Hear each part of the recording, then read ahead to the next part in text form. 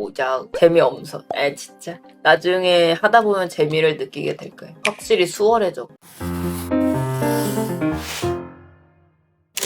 모작은 왜 하라고 하는 걸까? 레퍼런스가 되는 인풋을 쌓기 위해서. 여러분들한테 지금 당장 자전거를 그려보세요 라고 한다면은 한 번도 안 그려본 사람은 이런 느낌으로 그린단 말이죠. 그리고 자전거에 대해 관심이 많고 그려본 적이 있는 사람은 종류 같은 것도 알고 있으니까 그릴 수 있어요. 내가 그려보지 못한 것도 그릴 수 있게 구체적인 정보가 생긴다고 보면 결국은 관찰력도 늘어나죠. 분석을 하게 되잖아요. 이거를 이렇게 그려야 하는구나. 이거 색깔을 이렇게 해야 되네. 그림 한 장을 봐도 더 많은 걸 얻어갈 수가 있다는 거죠. 내 관심 분야 외에도 학습, 예를 들어 항아리를 그리려고 했는데 옆에 천이 같이 있었어. 그리다가 천은 주름이 이렇게 지네. 원래 내 목표는 항아리를 짱 잘 그리는 거였는데 이런 식으로 천의 정보까지 얻게 되기도 하죠. 그리고 내가 생각할 수 있다. 원본에서 오는 정보도 상당히 방대하거든요. 어떠한 사진을 보고 모작하다가 그런 생각이 들게 돼요. 나라면은 이 주황색을 조금 더 돋보이게 할 것 같아. 난 좀 더 채도가 높은 게 좋더라. 가치관이라던가 취향이라던가 그런 것들이 선명해지게 되죠. 약간 습관을 깨는 거에도 좀 도움이 많이 됐습니다.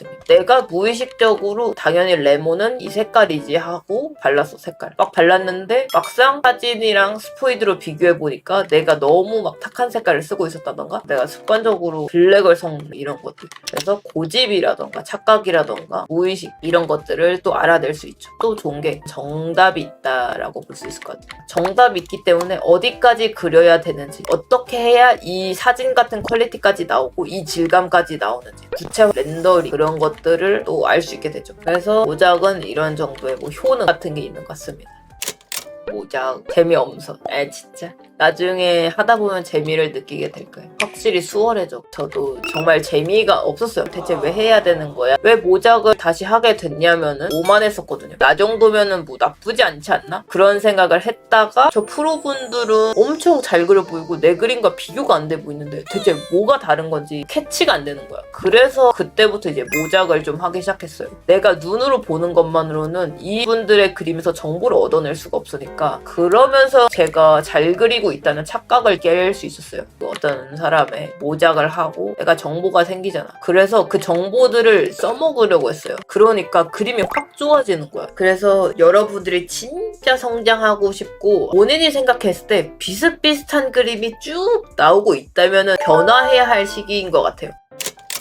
모작을 하면서 좀 더 팁을 드리자면은 사진이라고 쳐. 그러면 이제 모작을 하겠지. 근데 여기서 웬만하면은 그리드라던가 트레이싱은 일단 하지 마라. 트레이싱해서 스케치를 똑같이 뜨려고는 하지 말아봐요. 일단은 나중에 해보고 어려우면 해도 되는데 내가 어렵다고 한다면 4등분 정도 해서 프레임 인식을 하면서 머리가 여기까지 있네. 귀가 이쯤에 있네. 정중앙 맞췄을 때 꽃이 여기 있네. 이런 식으로 스케치를 하는 걸 추천하고 그리고 스포이드 에어 브러쉬도 아직은 안 써보도록 노력을 하면은 브러쉬 테크닉이 조금 오릅니다. 써야 되는 부위가 생기긴 해요. 엄청 부드럽게 넘어가는 부분이라던가 원구라던가 그런 거는 에어 브러쉬가 아니면 너무 힘든 경우도 있어. 근데 대신에 안 써보도록 노력을 하면은 브러쉬 테크닉이 오릅니다. 브러쉬 테크닉은 뭘 포함하는 거냐면은 금속의 짜글짜글 이런 텍스처라던가 머리카락 결 같은 걸 내고 싶어. 근데 이런 투명도 없는 브러쉬로는 금속 느낌을 낼 수가 없단 말이죠. 그렇기 때문에 이 질감을 내려면 어떤 브러쉬를 써야 이 느낌이 날까 고민하면서 브러쉬 테크닉을 올리면 상당히 좋습니다. 그리고 도구를 이용하지 말라는 느낌입니다. 도구를 지향하자는 겁니다. 순수한 나의 치카라, 순수한 나의 능력을 올리기 위한 거죠. 해서 저가 쓰는 방법은 어떠냐면은 80% 정도 그렸을 때쯤에 점검을 합니다. 비교합니다. 원본과 점검하는 타이밍에 대봅니다. 대봐도 돼요.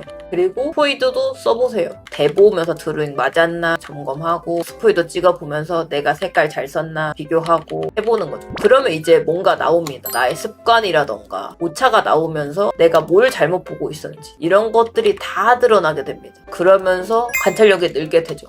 중간에다가 붉은 색깔을 끼얹어 주면은 이런 빛반짐 효과가 나는구나, 이런 정보들도 얻을 수 있겠죠. 그래서 여러분들이 얻고 싶었던 정보를 정리해 줍니다. 그 다음에 이제 응용해서 조작을 해보세요. 이런 빛을 다른 각도로 그려본다거나, 옆에서 본 걸 그린다거나, 아니면 비슷한 환경을 유지하고 내가 좋아하는 캐릭터로 그린다거나 해도 되는 거죠. 그래서 이렇게 응용하면서 재미를 느끼게 됩니다. 생각보다 내가 많은 걸 얻고 많이 변할 수 있다는 걸 알게 될 거예요. 해봐야 압니다.